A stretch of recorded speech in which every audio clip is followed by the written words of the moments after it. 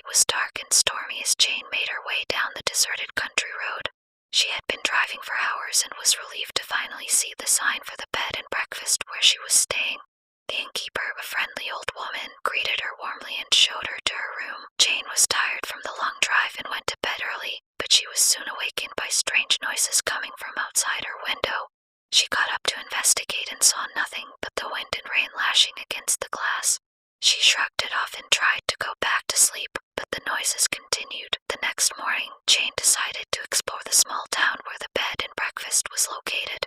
She asked the innkeeper if she knew of any interesting places to visit, but the old woman just shook her head and told her to stay away from the old abandoned house on the edge of town. Curiosity getting the better of her, Jane decided to take a look at the old house. As she approached the front door, she felt a chill run down her spine. The house was in a state of disrepair and seemed to be completely deserted. But as she peered into the windows, she saw something move in the shadows. Jane quickly backed away and ran back to the bed and breakfast. She told the innkeeper what she had seen, but the old woman just laughed and told her she was imagining things. But Jane knew what she saw and couldn't shake the feeling that something was not right about the old house. That night, the noises outside her window were louder than ever.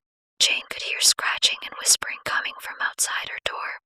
She tried to ignore it, but the noises continued until she couldn't take it anymore. She got up and opened the door to find nothing there. The next day, Jane decided to leave the bed and breakfast and return home. She thanked the innkeeper for her hospitality and got in her car to leave. As she drove away, she saw the old house in the distance.